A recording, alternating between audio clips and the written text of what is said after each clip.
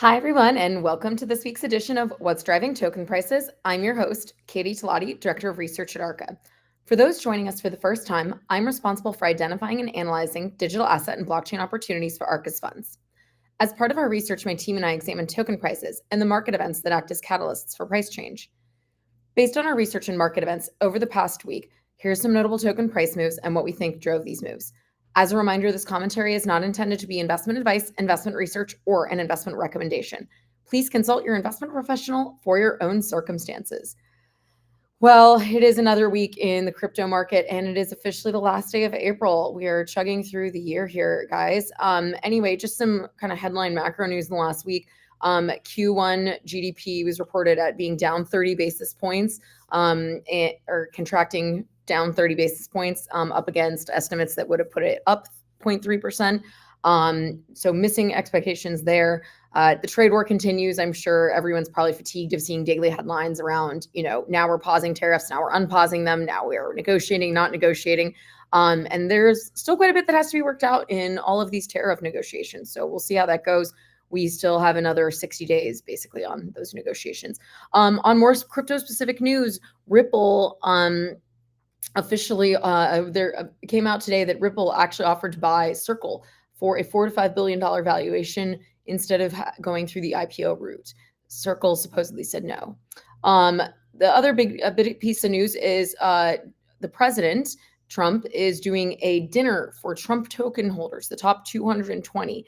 But we won't talk too much about that one today. I've got other tokens, so we will dive right in. So first, we're going to talk about movement. This one is literally hot off the press, like from a few hours ago. But today, a news report actually revealed that the market-making deal for the smart contract protocol movement went awry, leading to a sell-off on the day of the token listing, leading to a sell-off the day the token was listed in December of last year. So initially, this news came to light a few weeks ago. Binance actually announced that they were banning the unnamed market maker from their platform for misconduct. Today, though, reports revealed that an agreement had been established between the Movement Foundation and a market maker, Rentec. This agreement basically outlined the terms for which Rentec would be loaned 66 million tokens, which was over 5% of the Move supply. So supposedly, Rentec planned to use these tokens to drive up the token's price at launch, aiming for a valuation of $5 billion. And then any earnings were kind of to be split between Rentec and the Movement Foundation. So this is what's supposedly been reported by CoinDesk for the in regards to the Movement Foundation. In regards to this market making deal. On the day of the listing, though, the $38 million of tokens were liquidated by the market maker.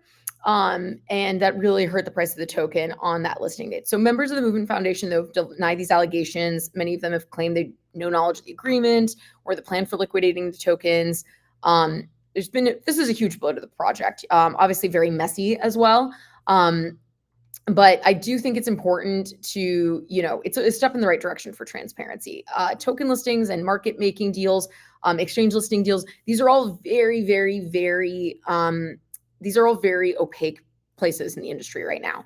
And I do think that, we are getting better with a lot of industry standards, a lot of transparency, but this is one area that definitely needs some work. And so I think that this kind of just shows that there's greater project disclosures and accountability that there needs to be in the space. And, Movement, unfortunately, has been kind of the one that's being called out. I'm sure there's other token projects that have been in this exact same position and had, market makers essentially, rug them or shaft them on some of these deals. But this is the way things have got to go. So we'll see. Movement has not really quite been affected by this news so far. They are down about 9 basis points for the week, or 90 basis points for the week, sorry.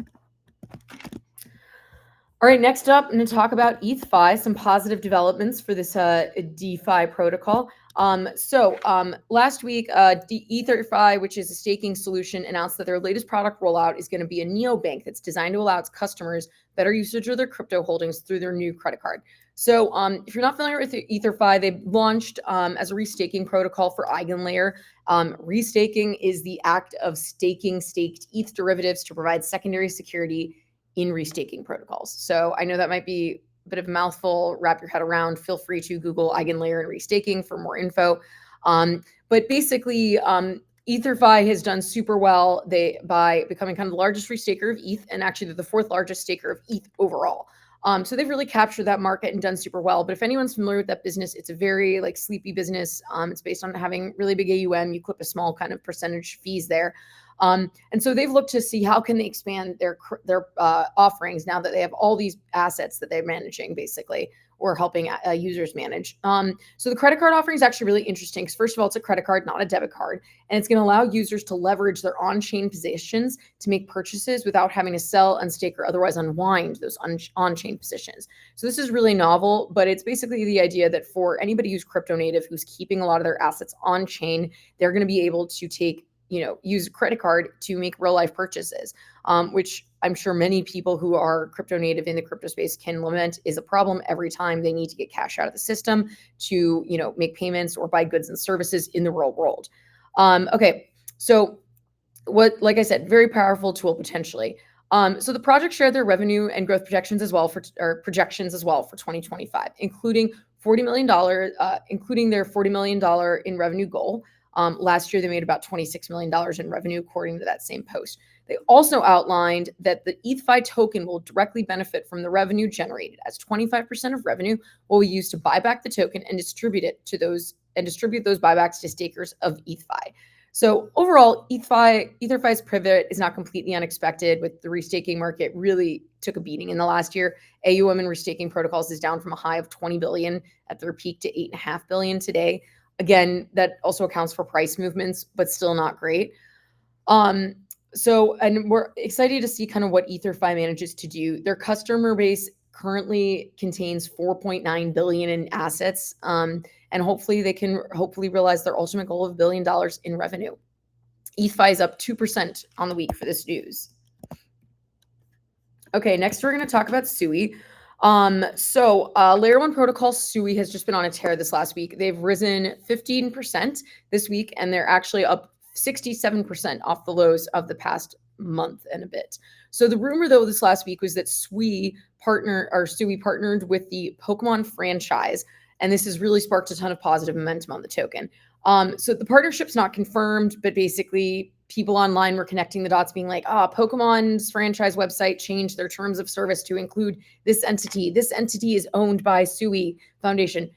To be fair, nobody knows for sure. This is all hearsay. It's all rumor. But if it's true, it's a huge get for Sui, who is kind of like the newcomer on the block and trying to be the new Solana.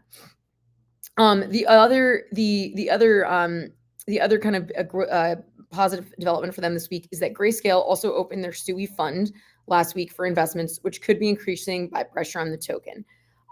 However, the token could be in for some volatility. They have an unlock event starting tomorrow that will release 2.28% of the supply on the open market. But like I said at the beginning here, Sui's up 15% for the week, really outperforming the market here. All right, last but not least, we're going to talk about a meme coin, but it has a non-meme coin development. So I'm happy to share that. So Solana-based meme coin Bonk, which is just another Shiba Inu themed coin, they actually launched a meme coin launchpad platform on Sunday evening in conjunction with Radium, one of the leading DEX on Solana. So the launchpad is called Let's Bonk.fun. It's a direct competitor to Pump.fun, which is the leading meme coin launchpad on Solana. However, unlike Pump.fun, Let's Bonk.fun is a very community grassroots driven project, or at least Bonk is. And so they are trying to make Let's Bonk the same. They basically said they're going to collect a portion of all the fees they earn and stake them on the Solana network via their validator. This is in contrast to Pump.fun, which has made about $600 million in the past year. And all they have done with that money is essentially sell the Solana they've collected in fees into cash, and not really reinvest in the community otherwise. So the other portion of their fees, they said they were going to be using just for like operations and general growth. So as the project is a lot more community focused than Pump Fun, many in the community are pretty excited about its future prospects. And just in the 3 days since launch, or 3.5 days, the platform has actually netted $864,000 in fees since going live, or about maybe $200,000 a day. Not bad, all in a day's work. The Bonk meme coin, though, it has been soaring on this news. It's up 24% for the week. All right, guys, I hope you enjoyed our insights. Tune in here again next Wednesday at 1 p.m. Pacific to hear what's driving token prices.